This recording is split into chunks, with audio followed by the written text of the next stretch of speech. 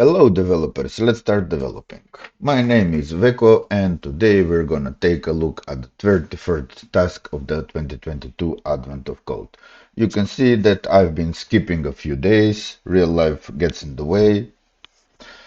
It is Christmas time after all, but don't worry, we'll eventually get there. And what do we have for the 23rd task?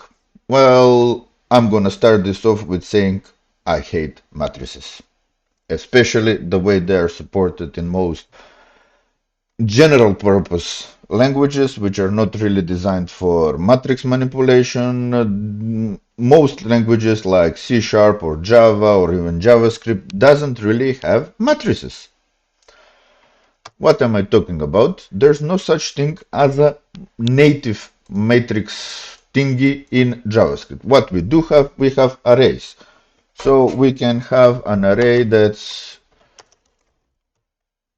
come on, 1 and 2 and 3. And this array has 3 elements, and those 3 elements are numeric.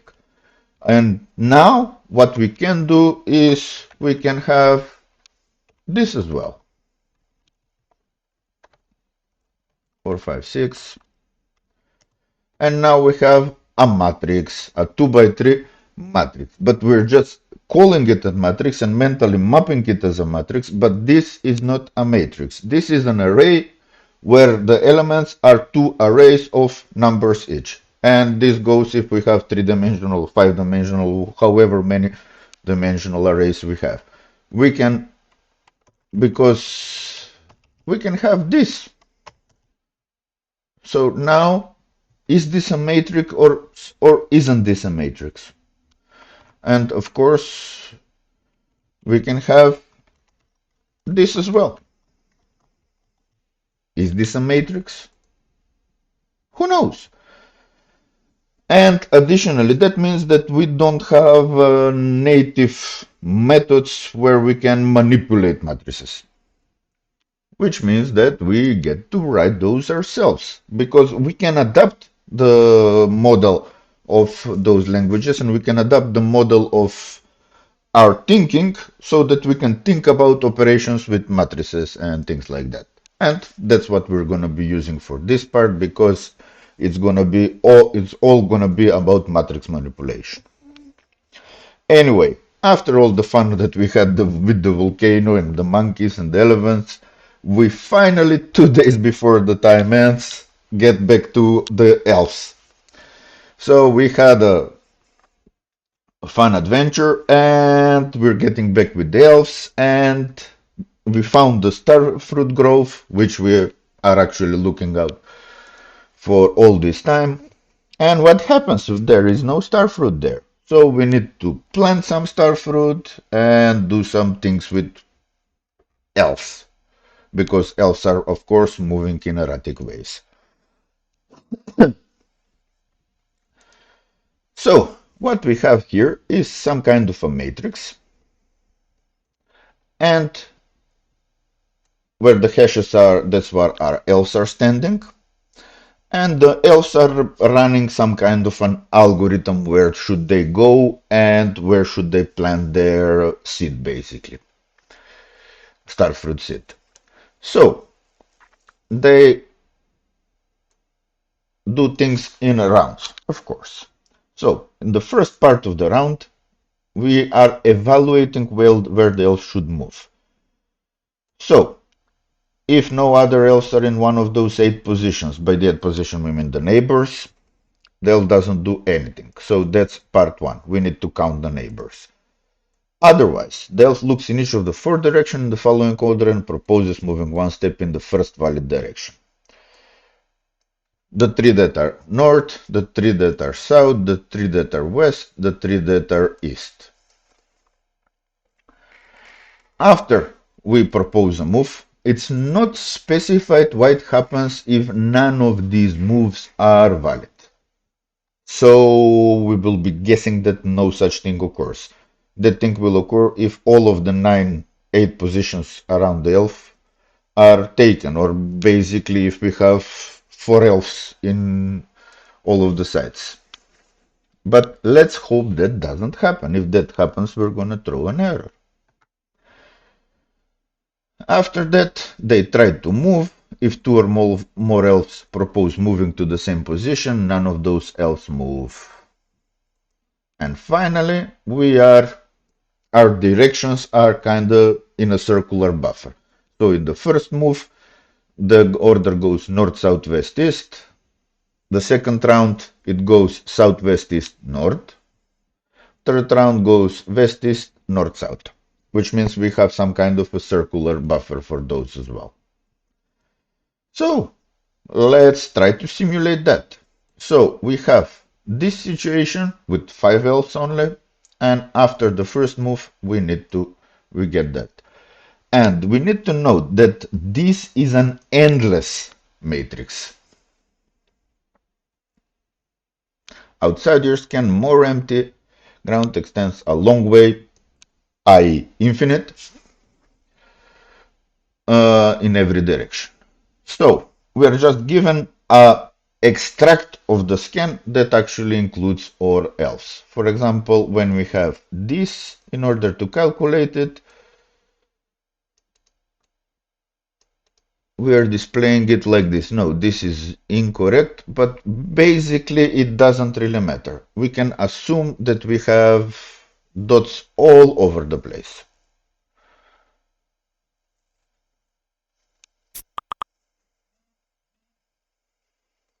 So anyway, let's start by parsing our input. As you can see, our input is a bunch of dots and hashes. That's gonna be the easy part to do.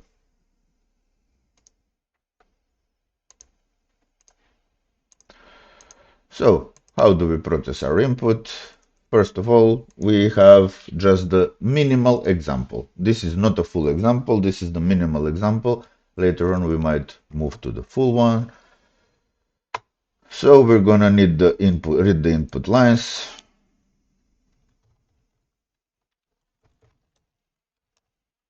This is line S and line dot map for each line. No, we're not gonna trim it, but we're gonna split it on an empty character and say, how do we want to map this? Well, let's do it in a 1 or 0 way. So we will have ones and zeros. We could also use true and false, but there's no benefit in that. Maybe a little less memory usage. If it turns out that the task is extremely memory intensive, we might optimize it that way. But usually even booleans tend to... JavaScript is an extremely high level language, and TypeScript as well. So basically I don't think there will be any memory difference if we're using booleans or we are using just an array of ones or zeros, and not an array but a matrix. So that will be our type. And actually I will call this. Give this a name. We can use the type keyword. So elf map. That's our elf map, and it's a map that it's an array of arrays whose elements are ones and zeros. So our input is an elf map. And let's just do a search and replace here. We're gonna say that all the inputs are elf maps. So how do we get an elf map? By returning it from here. So we're splitting it, and then we're gonna map it like this. If the character is a hash, we're gonna map it with 1. If the character is not a hash, we're gonna map it with 0. Let's do a print matrix on our input and see what we get.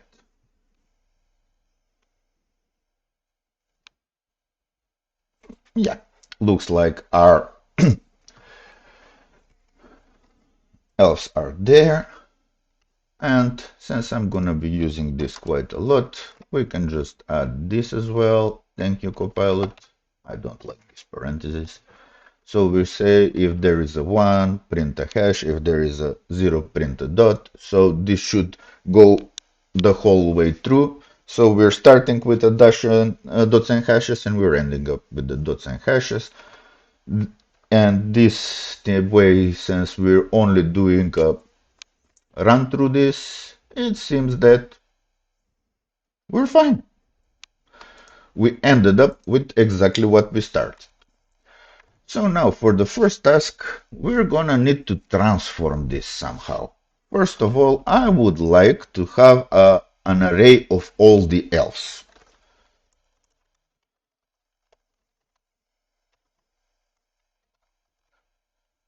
How do we do that? Where we're gonna do a linear scan on the input. And Copilot totally got in with me because yeah, that's Y, that's X, and for each of the elves, just get where the elves are. Let's, and you can see that it actually knows about this task already because it offered me a directions array. So yeah, we're gonna abuse that this thing has already been solved and uploaded to GitHub quite a few times in the 5 hours that this task has been open. So we have x2, y1, x3, y1, 2, 2, and 2, 4, and 3, 4. Those are that is these two. So we have our all of our else. So what's the next step that we want to do? Let's just simulate it once. So direction is north. Uh, we need to simulate it once, which means that for each elf,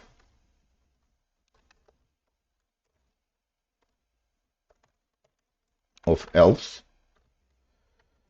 we need to check his neighbors. Actually, yeah, I'm gonna do this, X and Y. We don't need that.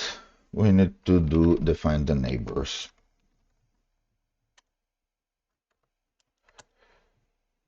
Yes, yes, yes, yes. Please more. No, it just detected 8. And we have uh, 8, 4 more. So let's go in direction. That's x minus 1, y minus 1. Actually, I'm going to organize them in this way. So we're starting with x minus 1 and y minus 1. And then we have the x minus 1, y. And then we have x minus 1 and y is y plus 1. So in the row above us, we have 3 neighbors. In the row where we're at, we have only 2 neighbors, one to the left, one to the right. And then the row below us, we again have 3 neighbors. And they are this corner and this corner.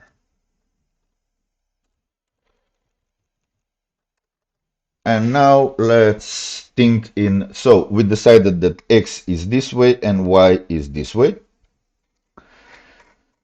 So let's see which of these neighbors are north, south. Yeah, let's define them as constants.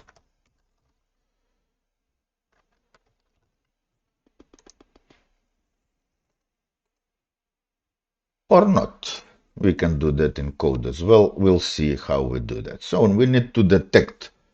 We need to first do a count of our neighbors because that's one part. If no other else, we're doing nothing. And we're gonna have another array that says next else.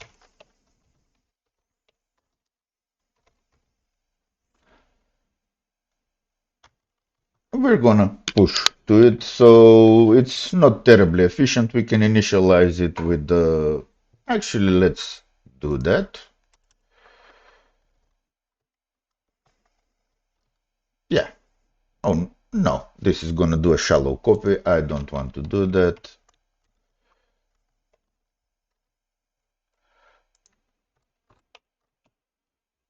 Doesn't matter what we fill it with, we're gonna just change it. Only this will right now be an array of any. It's okay for the time being. It actually will be an array of XY objects. So we need to count neighbors.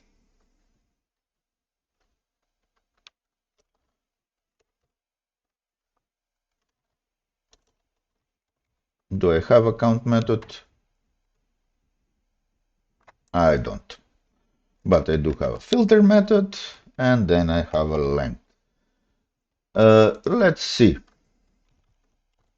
No, this is totally wrong.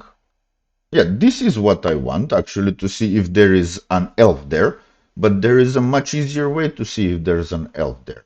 We have our input already, so let's not do the input because we might need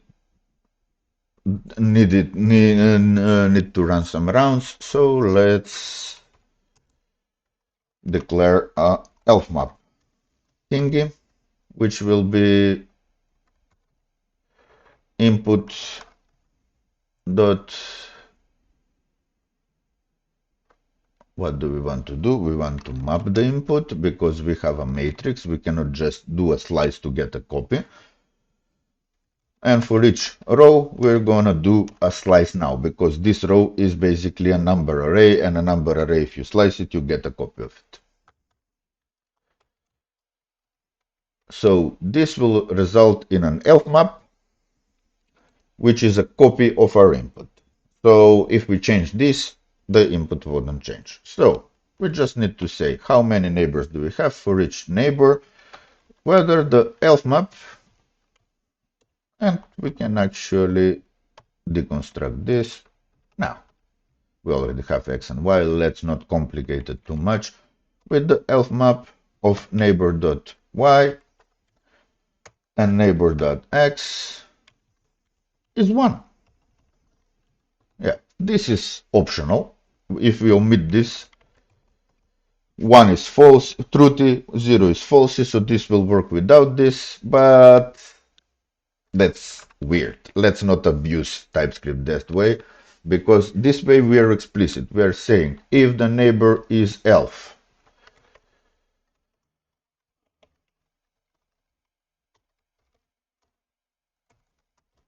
yeah, that's how many neighbors we have. If we have 0 neighbors, no, we're not playing live. If we have 0 neighbors, then what we can do with next else, we can just say we're good, we're staying here. Otherwise, if, and now I'm gonna abuse this a bit. So this is top left, but since we're working with world direction, top and left is northwest. This is full north. This is northeast. This is full west. Is it? Yes.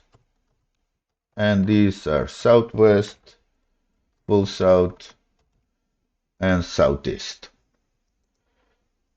And this is index 0, this is index 1, this is index 2, this is index 3.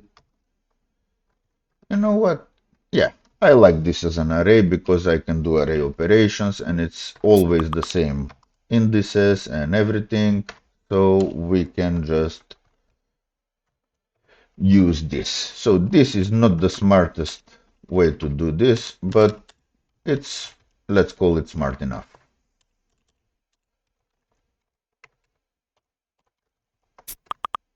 Yeah, we can see if this is so. Check north.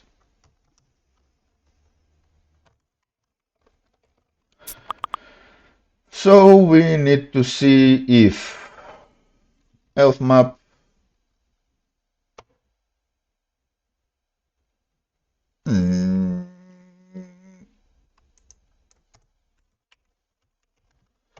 that's too many ifs for my taste. So elf map if of neighbors dot y neighbors of 0 dot y, this is gonna be ugly, of neighbors of 0 dot x is 1, or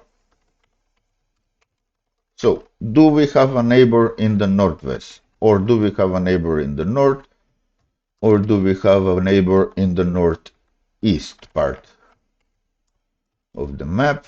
And that's gonna be just the same with this and this and this and this, and this is totally ugly, but it is what we have. So if we have a neighbor, no, it's the other way around. If we don't have a neighbor, so we need to invert this. Equal to 0 and equal to 0 and equal to 0, and then these are ends. So if we have exactly 0 neighbors in our northern side, we decide to move north. Yeah, that's only when we're moving north, x goes to x minus 1.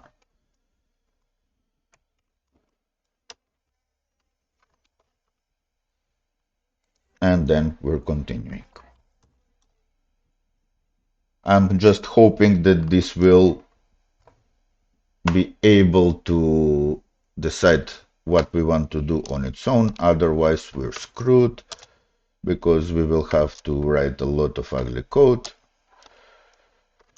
And then we're checking south. Of course, this is the not correct order. Otherwise, and here we're coming to the undefined part, and I will just say throw new error. It's good enough. If we throw an error, it's something happened. So we're actually going north, south, west, east, north, south, west, east, north, south, west, east. Yes, and let's see whether it got the indexes. South is 5 and 6 and 7. And yes, we can see that south is correct, west is 0 and 3 and 5, and east is 2 and 4 and 7. So the checks seem correct. Let's check if our directions are okay. So x plus 1 is south, y minus 1 is west, y plus 1 is east. Yeah, the directions are okay. So what I'm just gonna do here, note that this is just some kind of calculation. So we're just gonna log the next else.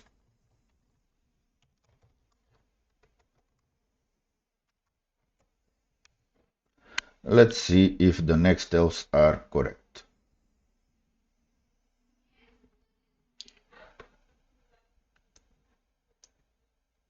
And this is where I tried to optimize and failed, because I did it as a full array, and an empty array would have been okay since I'm using push anyway. I don't have to use push here. I can just set the value because I already defined it, but then I forgot that I do that.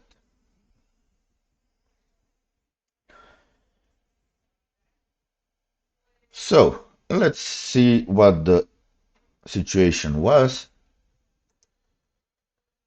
So these two else have a free range up north, so that means that they can move north. Just a sec. I will add because I don't want to count the else again. Log the old else as well because we didn't change them.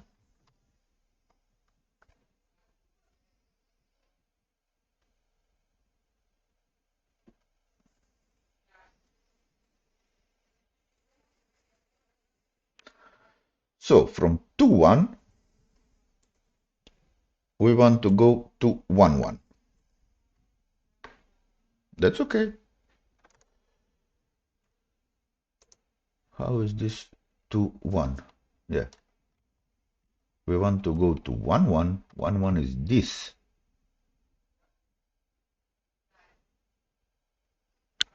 Are we displaying this the wrong way around?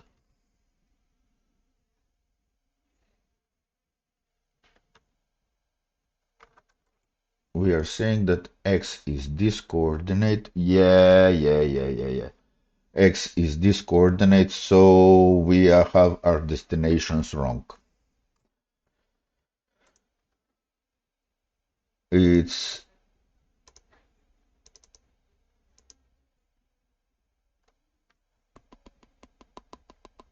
so x is like this, so that means, yeah, none of this is correct.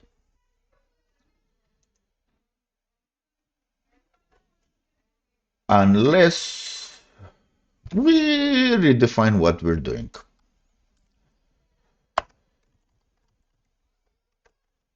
So now that means that we have a mismatch with this coordinate system and the coordinate system that we're using here. So we can either change this part or change this part, and this part has a lot of code. Most of it is generated, but still we did such a nice analysis on which part is north and which part is west and so on. So I think it will be easier just to change this.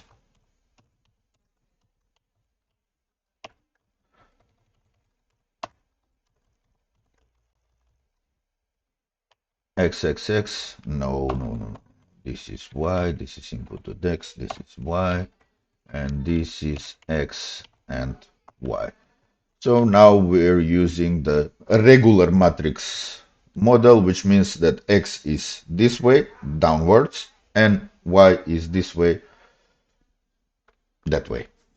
So yeah, in that case, since X is downwards, X minus 1 is north. Let's see what we have here. And that's one more thing that shows that these languages don't really have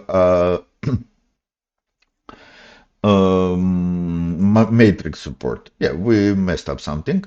Because what happens is that the coordinate system that is native to matrices, that the first index, then the second index, is basically gives you a rotated. If this is the xy coordinates of the regular of a regular Cartesian systems, we are using this one, so it's rotated 90 degrees.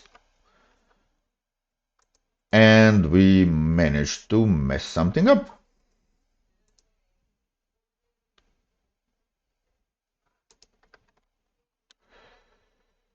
Let's see which.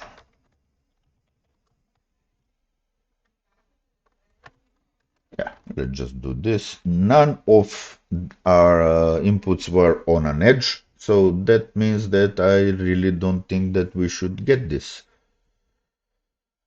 We passed on the 4-2. And now notice that 4-2 is 0, 1, 2, 3, 4. 2. It can definitely go north.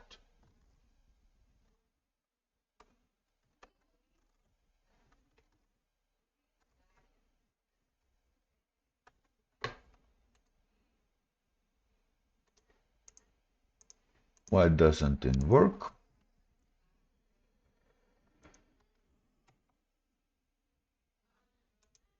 Let's try debugging.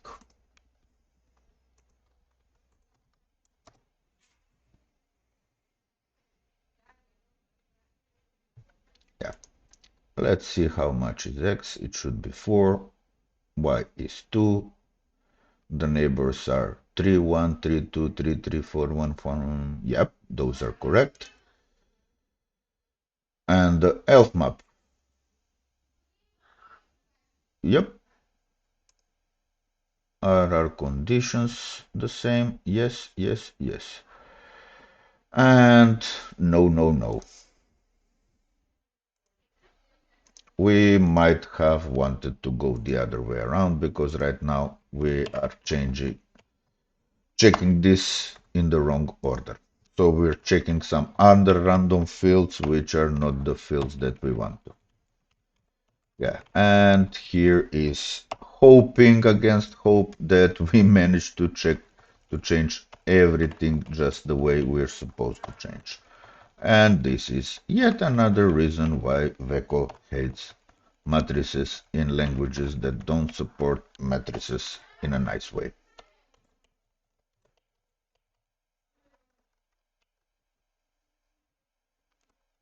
Actually, let's do something about it.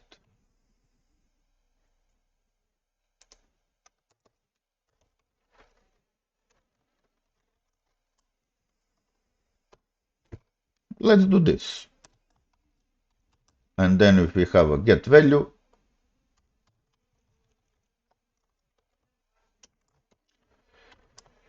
of this,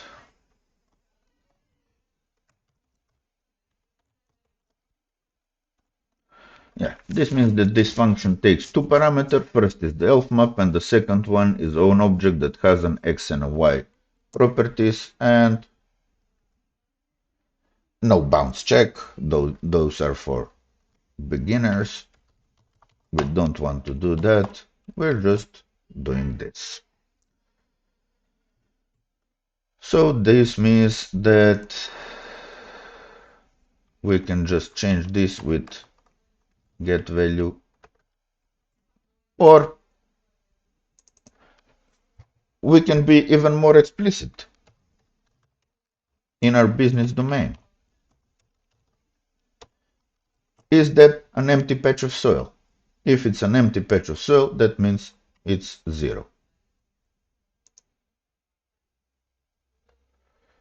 And we can just say, instead of all of this, is empty 1, 2, 0. Yeah, let's at least order them.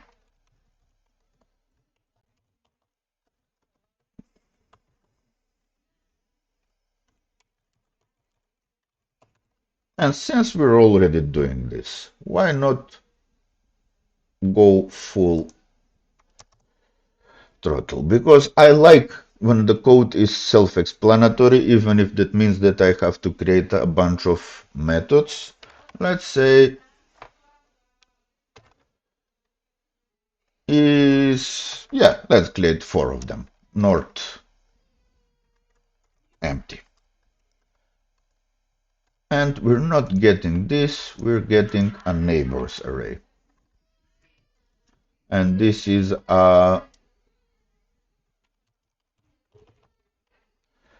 it might be useful to say something like this. Type coordinate is this. This is a coordinate.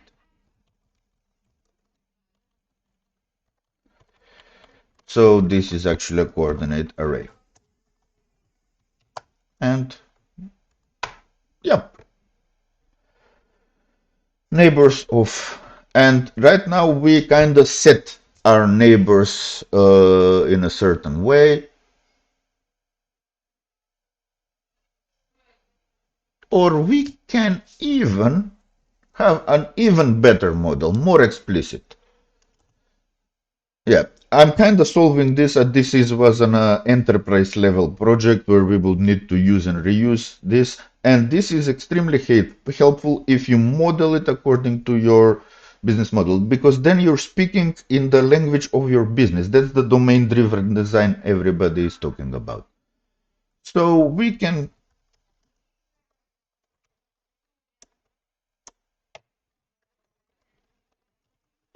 define a type like this, yes, that has all of this, and then we can have a type like north that will be north or northeast or northwest. Yep. So now we have our world. And actually we can even, yeah, we can maybe do this even better, but this is clear enough. So far everybody knows what we're doing.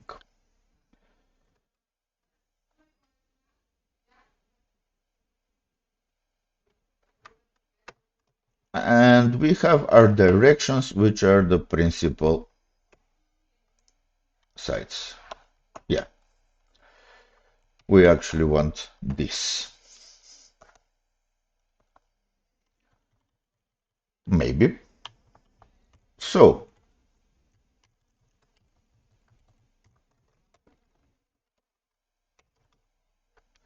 instead of our neighbors being a coordinate array, they will be an object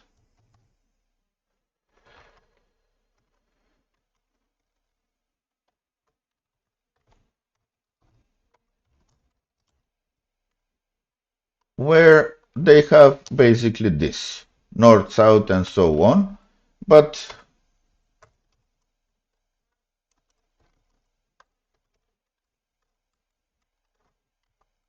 this is our type.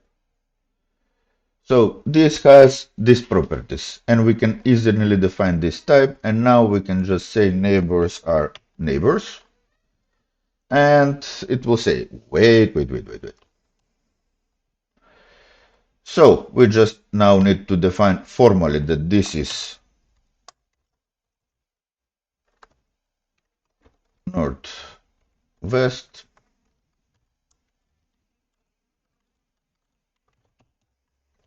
yeah, and this is not an thing, it's an object. We don't need to have our logic inside comments. And I think from now on it will be able to do it on its own, southwest, southeast, and that's all there is.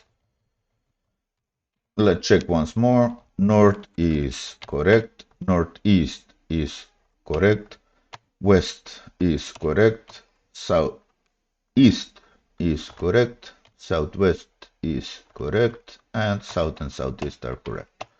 1, 2, 3, 4, 1, 2, 3, 4. There are 8 of them, so that means that we have a nice neighbors array.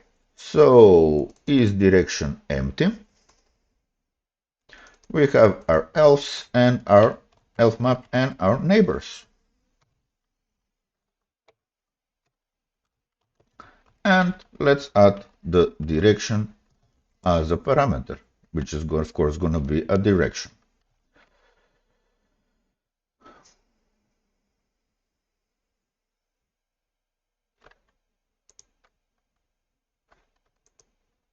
Do we need that? Because now we're going to have a mapping from this to this. Not terribly helpful, I would say.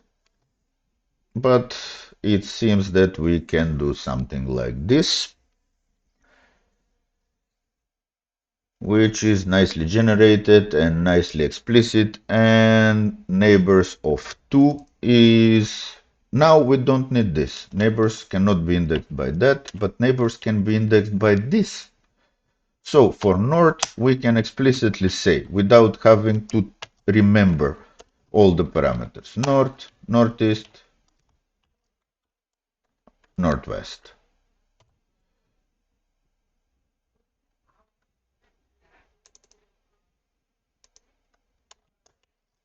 south, south, south, south,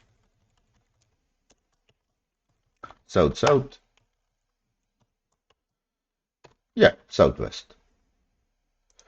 We have an extra parenthesis. What happens if I remove these lines and do this? Yep. Now it can get what we want. And this is much more explicit. Is our neighbor to the west empty? Is our neighbor to the northwest empty? Is our neighbor to whatever direction is empty? And this looks much nicer. We didn't end up using this. Maybe we will, maybe we won't. So far, it's not a problem. Now we need to have this.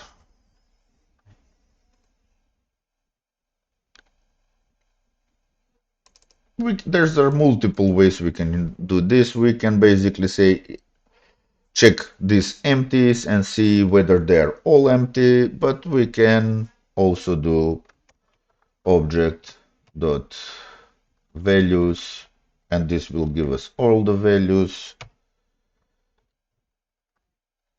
and the values are an array, and we can just say filter on them. Oh, which object? Neighbors. It gives us an array of coordinates because right now it knows that the neighbor is a map type of coordinates. So its values will always be coordinate. So object values of neighbors is a coordinate array. On a coordinate array we can do a filter and we can see how many full neighbors there are. And after this gets much easier. Is direction empty? North. Of course, we could have had 4 methods. Is north empty? As just like we started, then we would have avoided the switch. This is just however we want to do it. It will work either way. And note that all of this is strongly typed.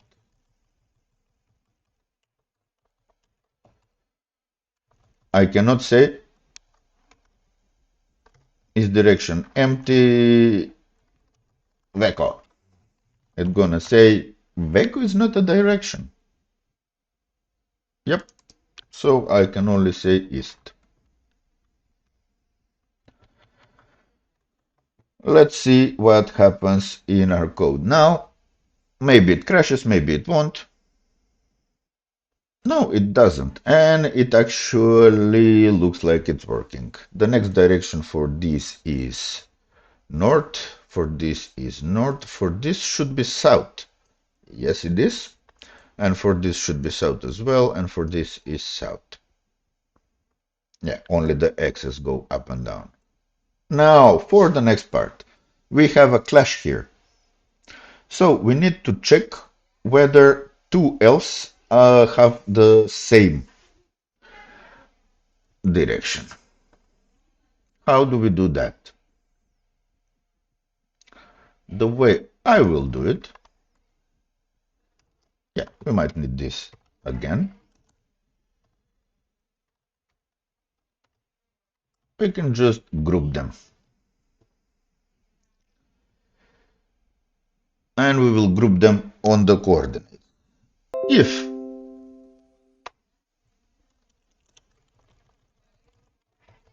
this group by is my helper method, it basically will give me under which key which items there are.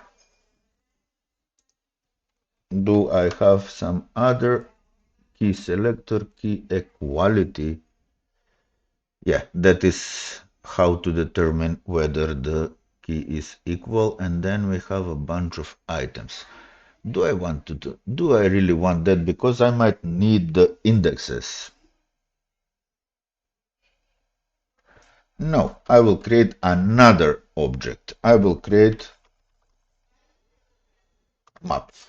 Let's just call it map for now, or as it was offered. Not that, but it will be a new map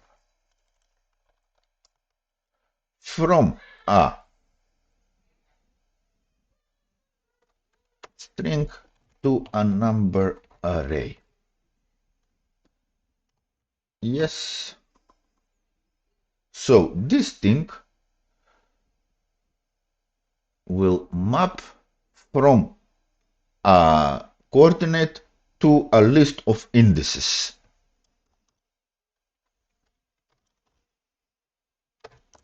And we can do, yeah, if it has the key, get it and push, else set that key not to 1. And I'm not gonna do this kind of loop. I'm gonna do this kind of loop.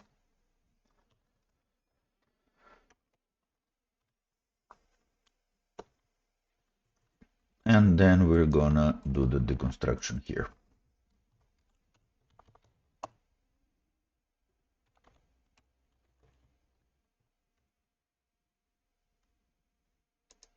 Why is that code unreachable? Because I don't have a finish here. So we're going through all the else. I could have had a helper method for this. Otherwise, we're setting it to the index. Because what we want to do now, after we're done with this, let's just log the next elf map. It should have few, it for our 5 indexes 2 and 1. This is incorrect. This should be 2 and 3. Are we pushing 1? Yep.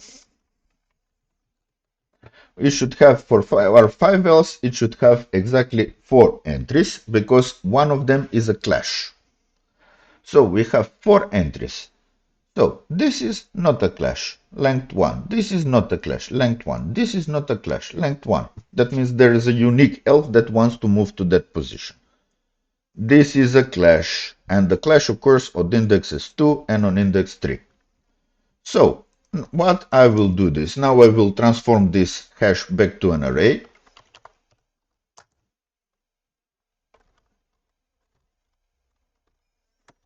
We don't really care about the coordinates.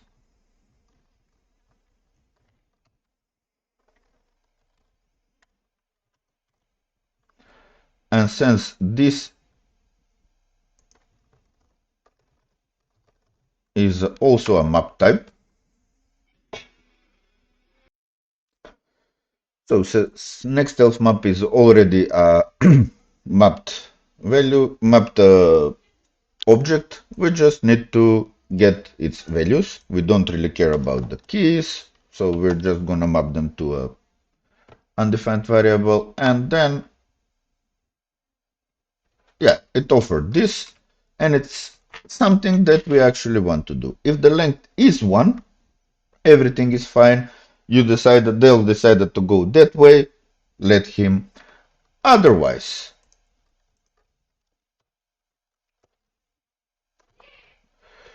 for each of those else,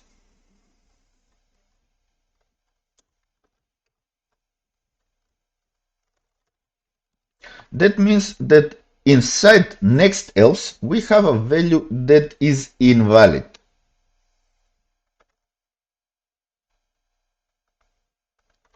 Just a second, I just thought of a situation.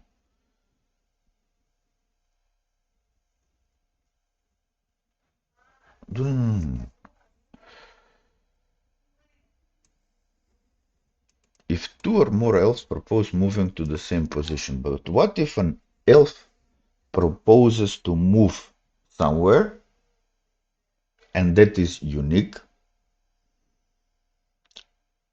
but there is an elf? No, that cannot happen, because if you are trying to move west, it is guaranteed that those 3 west positions, if you're trying to move west, it is guaranteed that those 3 west positions are empty. Yeah, that cannot happen.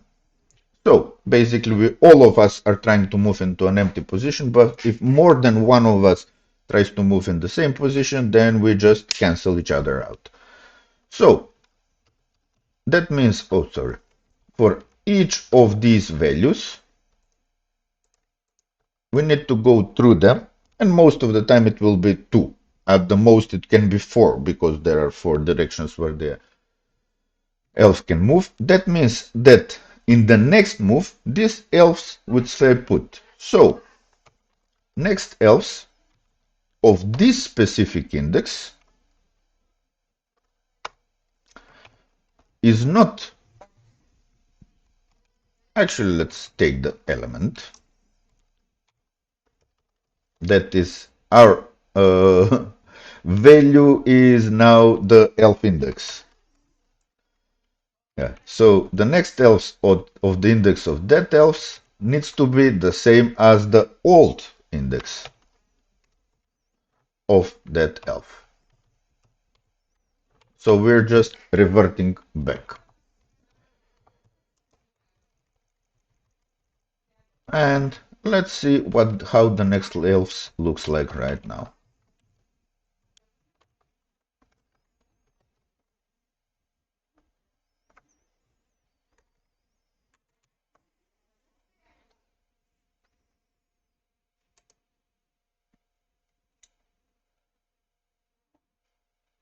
Yay! Let's see what happened.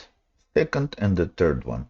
They started at position 2-2 and they went on 4-2, and these two had a clash because both of them want to move to 3-2, and you can see that none of them moved. So this is our next elf map, and this one is correct. And that means that now we can generate our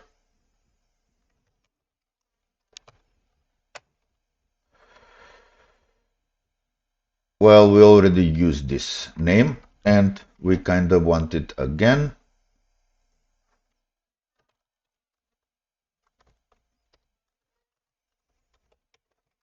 Okay, we're using this for duplicate detection. So I'm just gonna do this. Next elf map is an empty matrix. Array of elf map length. Yeah. Make something that is the same dimension as the current elf map and fill it with zeros. We already said zeros are the empty, and then for each item of the next elves, set that one to 0. So we're generating a new map and filling out the elves. And of course, now we want to print it.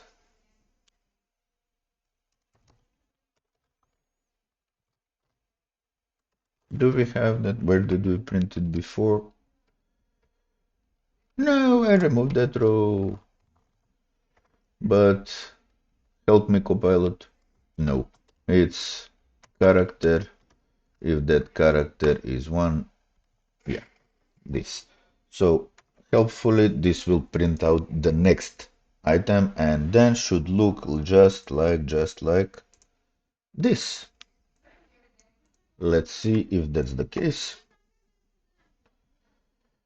Dot dot dot dot dot. Yep, seems that we have the moving thing down. What? So now we need to implement this thing. So next we need to make sure that all of this up to about here executes in some kind of loop uh, and changing direction along the way. So we have one step going, we need to have multiple steps going. We didn't even use this. And what will change between loops? Well, it changes the orders in which these functions execute. So how do we do that? How do we ensure that the next time we don't get the same order? Well, functions are just pieces of code. So what I will do, I will define an array now that has... No, I will define the array.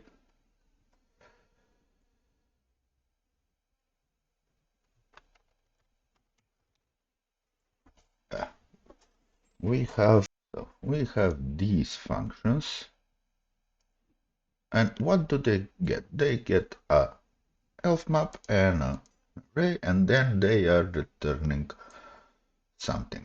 Let's extract them.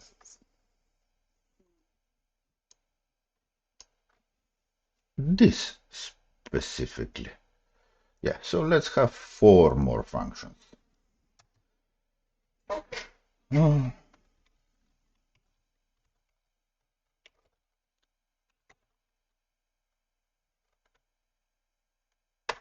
Yeah, so this takes an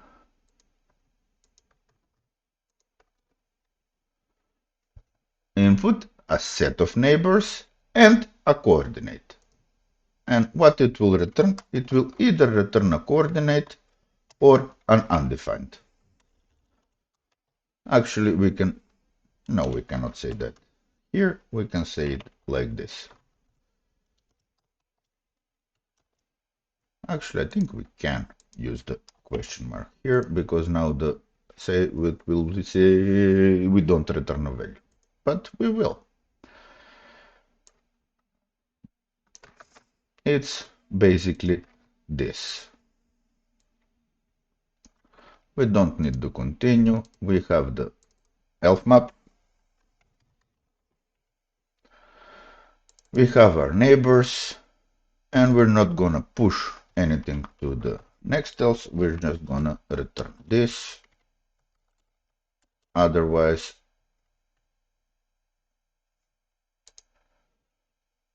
outside of a function, no, we're well within a function.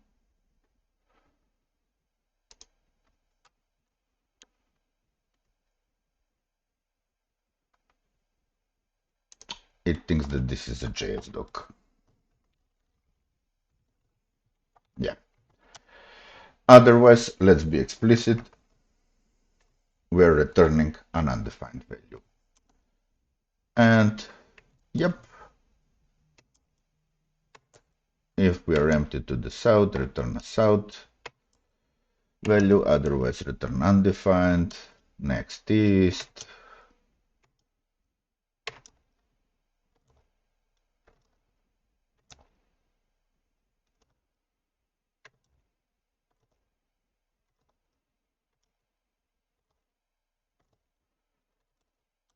And I'm gonna define one more type that is gonna be a next function. Yeah, next direction. So this is a function. This type defines a function that has this exact signature. So what we're gonna do now, we're gonna say that directions is an array, but this array has these 4 functions, and we're just gonna say we're just gonna have a direction index that is 0. So instead of checking this, we're gonna do something like this. Directions of dir index. So this gives us the function that we need to check first. Yes, let's call them unimaginatively like this. And so this gives us the 4 directions that we need to check. So if we're just doing it this way,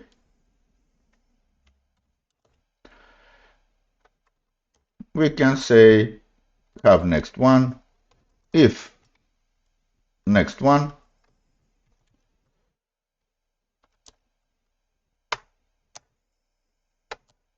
and here we have the same code again. I think this will guess what we want to do. We'll beautify this in a bit, but let's just check if this works, because now we've extrapolated the logic of which function goes when inside the directions array. Let's see if we get our this exact map once more. If we do, that means that we called the directions in the right order, we got the right results. So everything seems totally fine. Now we need to make sure that the next time it doesn't work this way. That means that we will just need to increase their index to 1, and then the order of checking will go south, east, west. Just a second. Did I make a mistake? Because the order goes north, south, west, east. North, south, west, east. This would have been a very fun bug to debug. So the order goes 1, 2, 3, and then 0. So that means that we need to wrap around. So we're just gonna say that this is dir index divided by the order, modulo the order of direction. Let's check it once more. In this case, our modulo operator shouldn't really do anything because we are doing 0 to 3 modulo 4. And yes, you can see that it didn't change anything. Let's run it once more just to be on the safe side. Yep, looks like we have our solution. So, what do we want to do now? We just need to wrap all of this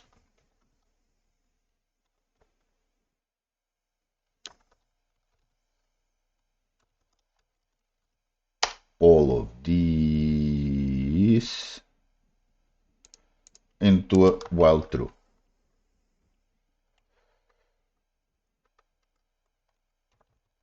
Yeah, let's try it this way. So this will run continuously.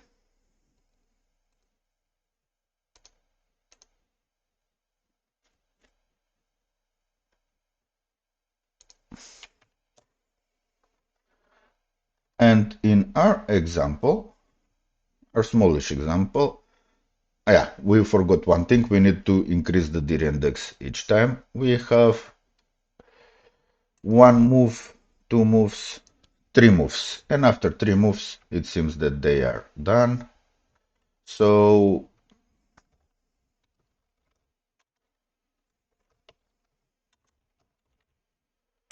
round is equal to 0 if increase round by 1. We'll remove this code later, but if round equals 4, break. Yeah, so we're just gonna have a few rounds, and I'll remove some console logs because we don't really need them. We don't need this, we don't need this. For now, let's just keep the print matrix. Let's see what happens now.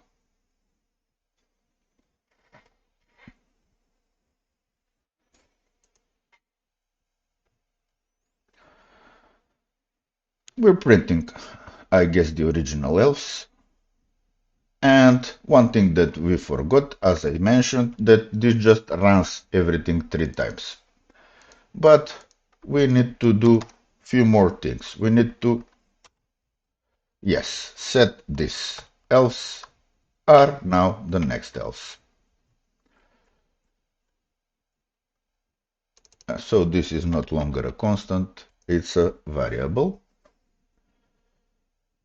And one more thing, we need to increase the direction index by 1. We don't really need to do a modulo because we are already doing a modulo, so this will run everything 3 times.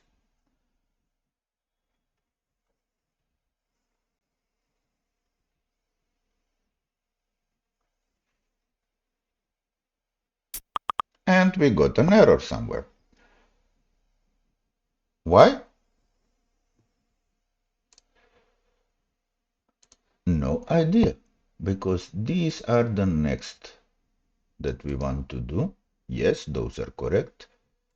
And after that we got something moving, but the second time around we got something weird. These two didn't move. Why? They were supposed to go south. And this one moved diagonally. No, 2, 2. No, this one moved here. This one moved south. This should try to move south, and if it cannot move south, then it should move west. It cannot move west, it should move east. Yeah, so this one is correct. This one is correct. This one is not. No, it cannot move south, it should move west. And these two should move south. Yeah, some of them are correct, some of them are not, and after that it kind of fell through all the cases.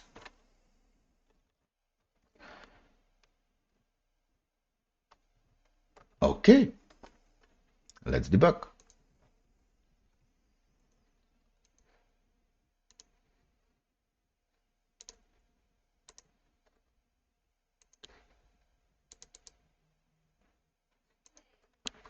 We have this terminal, we don't need this one. Let's kill this debugging. Let's start another.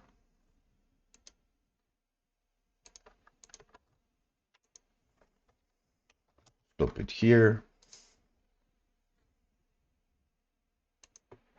Start it here.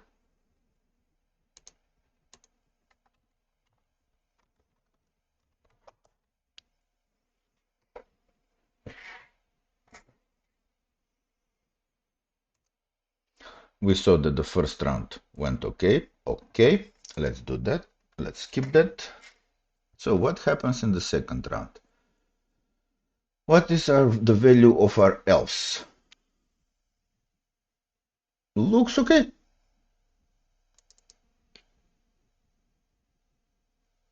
Oh, is the value of our else okay? Because we didn't change the elf map. We are doing some kind of double booking, and we changed the elves themselves, but we didn't change the elf map. Since the elf map is not this anymore, it's the other thing.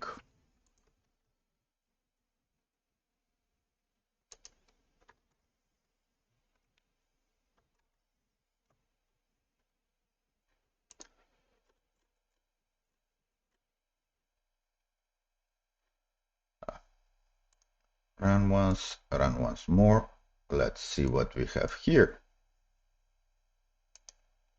They still didn't move. Some of them moved better, but they still didn't move. And then we had a failure. Let's see what happens the second time around. I guess we forgot to move something else as well. So the first round moves quite nice. For the second round, what is our elf map? Yes, it's how it should be. Where are our elves? Where they should be. That part looks okay. So for each elf,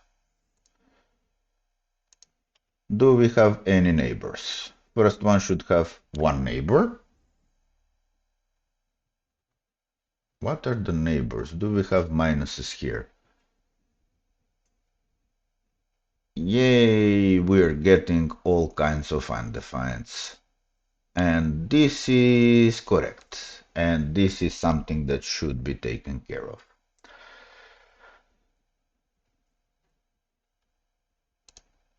By the way, I just noticed that we have a bug here. Yeah, we were checking the wrong thing since we said that we're gonna change everything, and now our error will be much more evident because on the second round it will break. It did, because we tried to evaluate something that shouldn't be evaluated. Now what happens? We need one more extra step when setting our new elves and setting our new elf map. Because these elves as put in the, and this is yet another reason why Weko hates matrices in JavaScript. Because these elves, according to the rules, tend to spread out.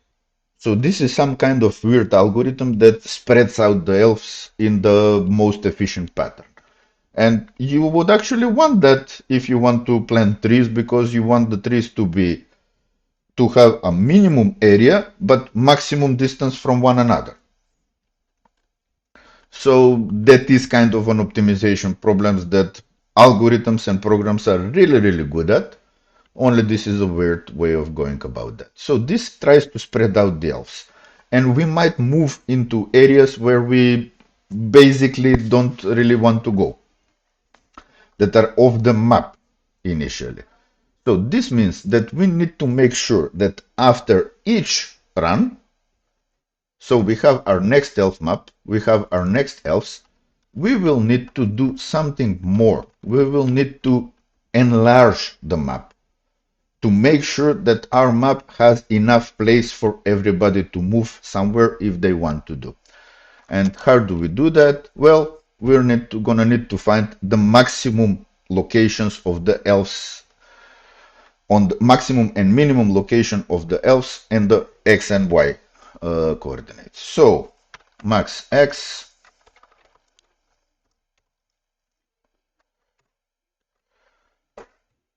will be the maximum of all the elves on the x coordinates, and then we're gonna have min x, which means that now we can basically remap everything, move or grow or constrain our map however we see fit. So we want to make sure that our min x and min y are exactly 1, which means that we never want to have an elf in this row because we might need it for the next move, or on this column.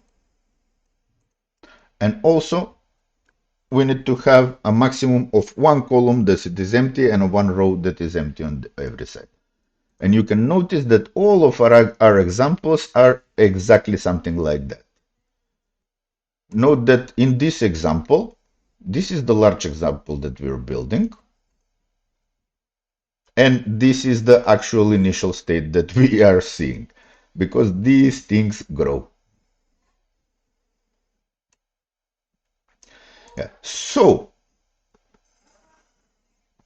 we need to make sure that we grow or shrink, it's going to be grow, our matrix in a specified way. So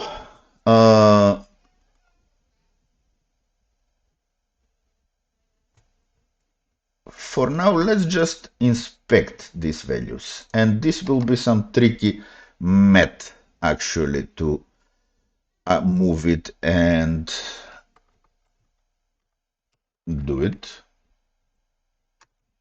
Let's run it here again. It broke on the second run, of course, but you see, we have 4 and 3 as the maximums, and we have 0 and 2 as the minimums. So we will need to add a single row, and since this is 2, we can actually remove the first row because that row is not important. So basically, after this, we can just take. So that means on the X, we will need to move everything down we will need an array that is not in this shape, but in some different shape. So on the X, we will need to have how many columns? We will need, okay, let's break this here. We will need to have some columns more.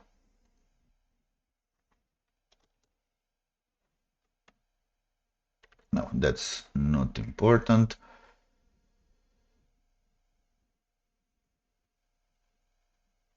We will need to move each elf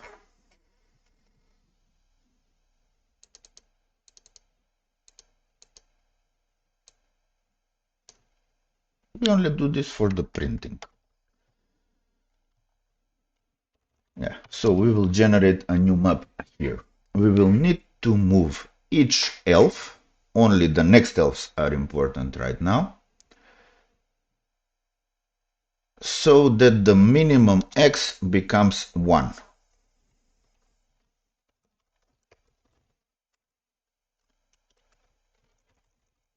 For now, let's ignore the maximums.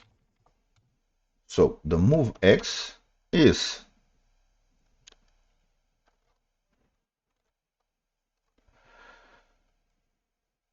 the difference between min x and 1.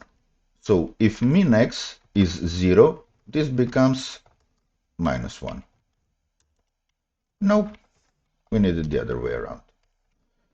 We need to move them by this. And we need to move them on the y-axis by this much. So we can say next elves are this. Let's not confuse ourselves. Let's say that this is another real next elves of Beverly Hills. And add that much.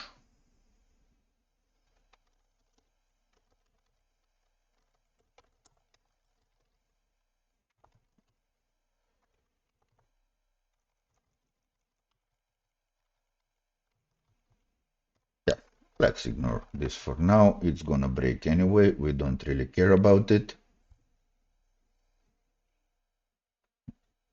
We need to manage the bounding rectangle first.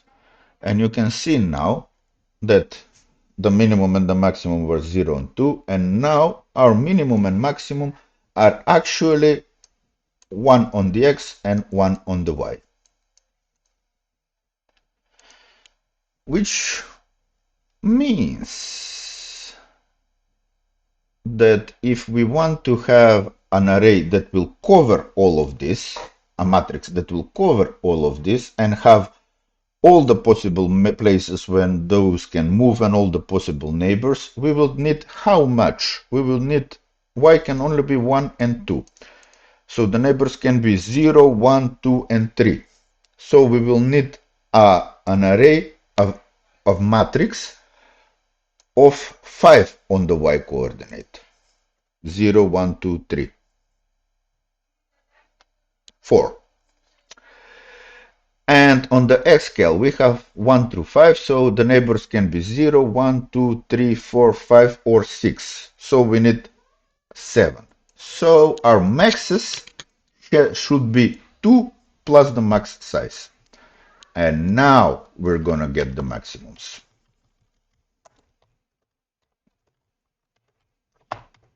And we're not going to get them from the next elves, we're going to get them from the real next elf. And those are the maximums, which means that the next elf map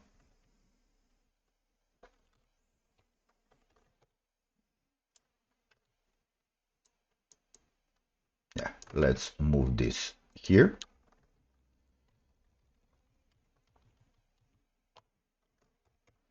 Is not a copy of our original elf map. It's a new array that will have max x plus 2 width, and then we're gonna map all of that into an array with max y plus 2. and fill it with zeros.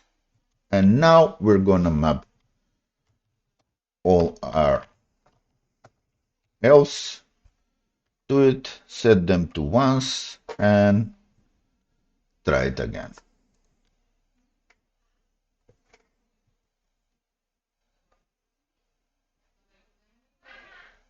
And we messed up our indexes somewhere because or our else are in some part of nowhere. Then they were supposed to be centered.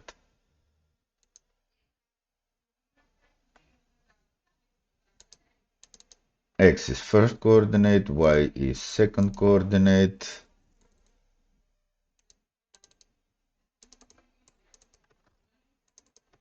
And we need to map the real next else, not the next else. And we need to set the else to the real next else, not the next else.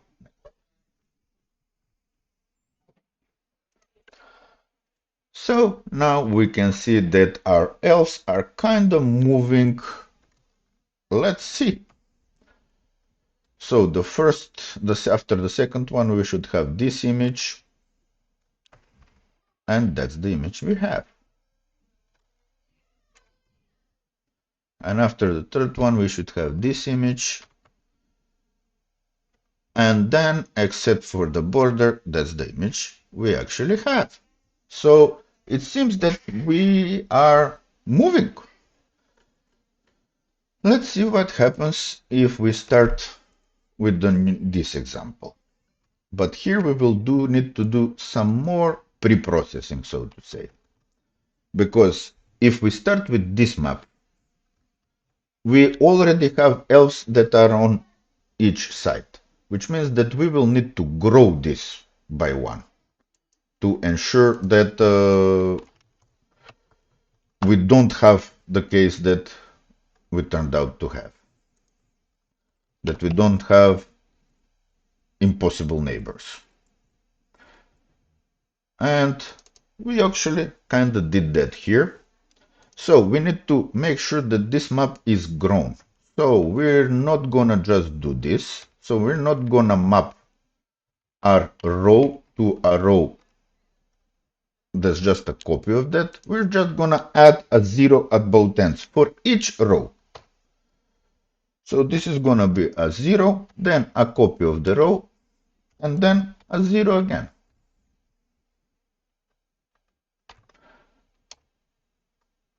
And we're not gonna have this, but we're gonna have, we need those that takes care of each row, but we need 2 extra rows at the top and at the beginning. So we're gonna put in an array that has how many elements? Well, input of 0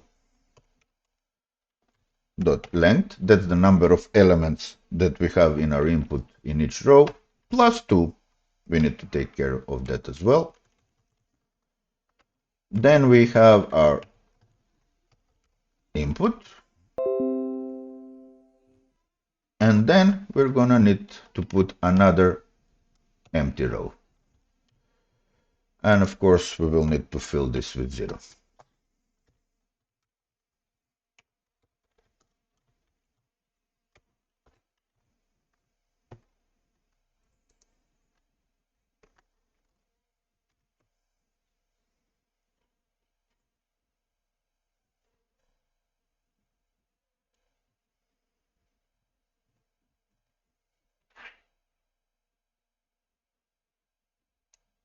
And now we still got off track. Well, it's quite possible that we have some kind of a weird error in this. Let's see what happens.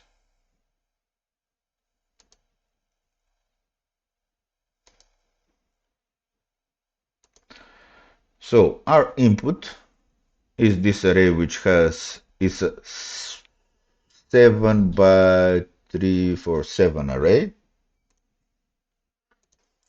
So starting with a 7 by 7 matrix, that means that we should get a 9 by 9 matrix. And hopefully it should not be skewed.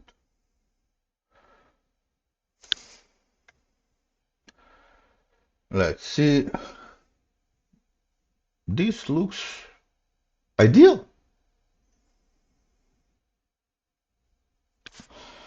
So that part worked. Let's see which part didn't.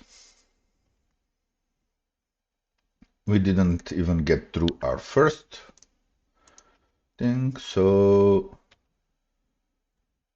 did we calculate the elves before we enlarged our matrix?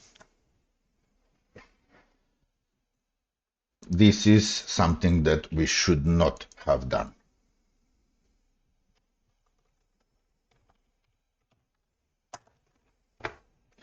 And we're not doing this on the input, we're doing it on the elf map to get our initial set of elves. We don't actually need this. We can regenerate it each time from the matrix, but it's kind of static, so it's better if we have it like this.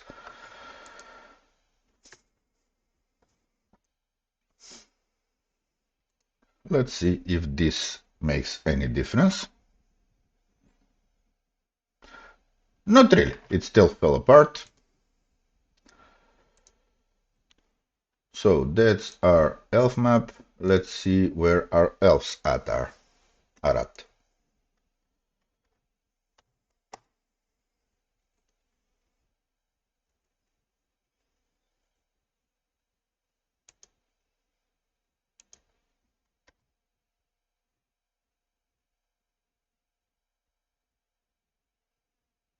Input X, Y.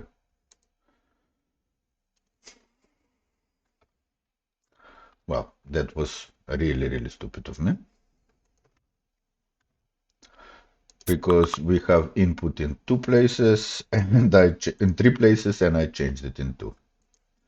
Yeah, I should have refactored that, but I didn't.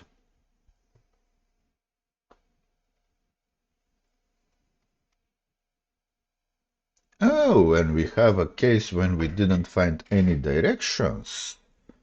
Now this is interesting, and this is on the third elk we have. So 1, 2, 3. And you know what? He's correct. He just cannot go anything.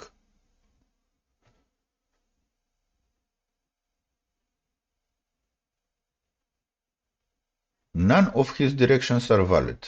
He has this one here, this one here, this one here, and this one here. So none of his directions are valid. Has had a chance to propose a move.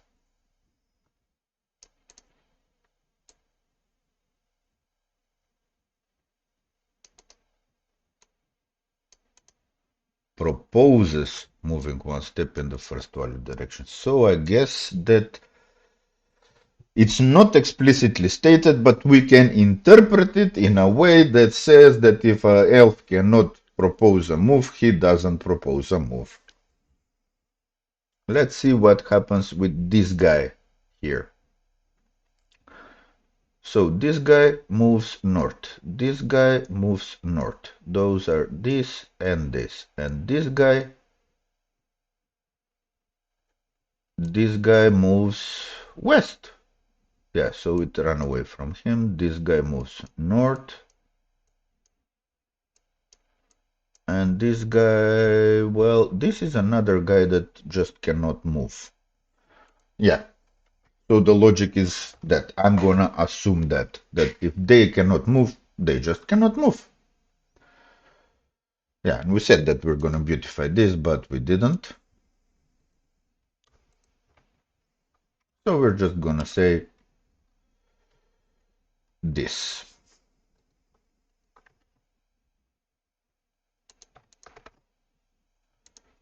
You are staying put.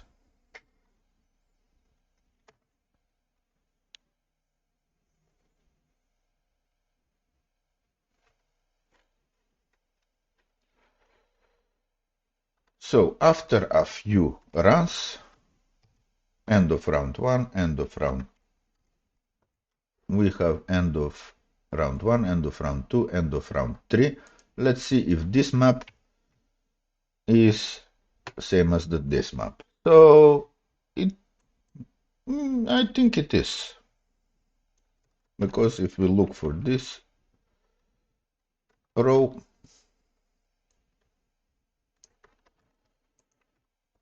in our input, we're just gonna find it here. No, end of round 3. And after that we have a row with 2 dashes, like that one, and 2 dashes, and then a dash, and then a dash, like that one, and that, and that. So yeah, this means it might work. Let's see after round 10. So now we're just gonna say if round equals 11, break.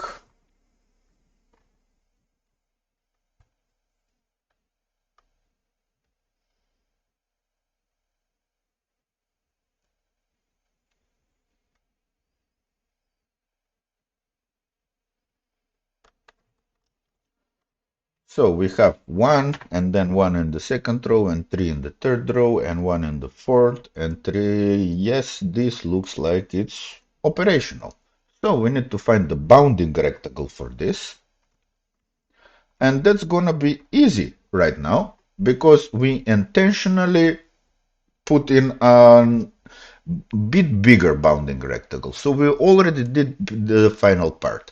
We just need to discount this row, this row, this column, and this column.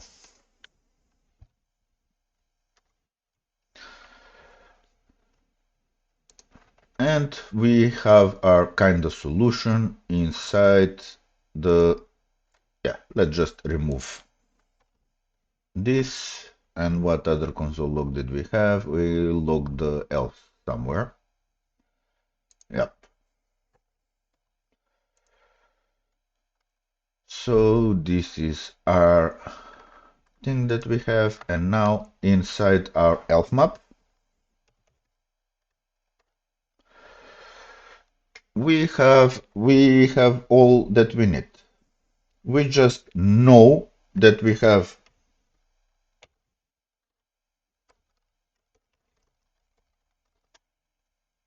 width, that's the height, and we have this much width, and we know that we have zeros on the whole perimeter. So each of those is exactly width wide, so it 2 times, it's actually, if you count the perimeter on a 3 by 3 array, or 4 by 3, let's do it better. This this column has 3 axes. We can say we can somehow manage it like this. So 3 and 2 and 3 and 2. So we're not counting them whole, because then we are shrinking each of them, and that means we have to remove. That's how many should not be counted. We have basically twice height minus 2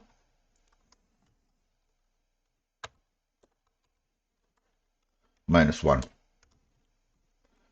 plus twice width minus 1. Those are the things that shouldn't even be counted. And now we can just count on the elf map.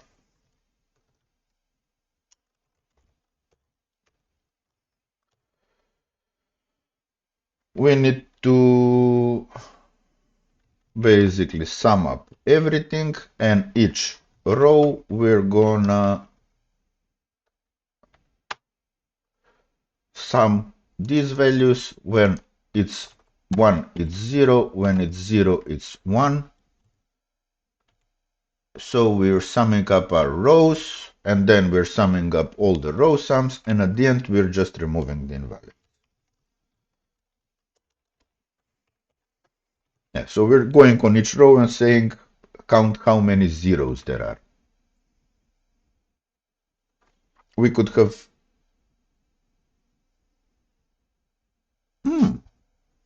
I think we don't have to do this.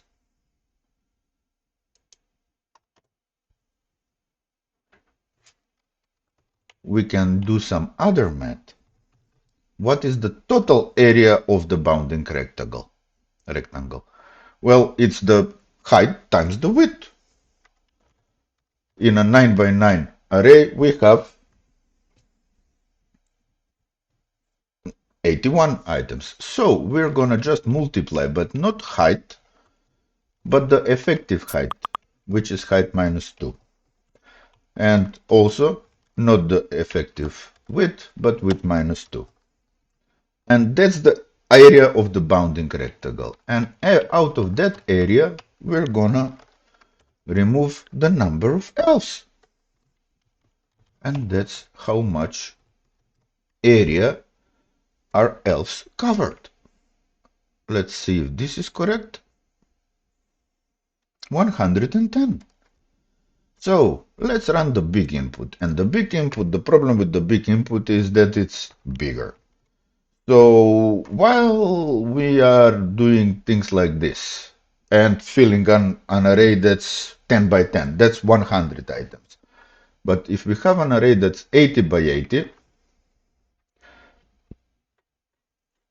that is 1600 items. And if we need to copy them over and over and over again, because again, JavaScript and TypeScript don't have nice array management methods, that means that we are wasting a lot of memory. Still, that is reasonably fast. So this said that our answer for today should be 4000 something.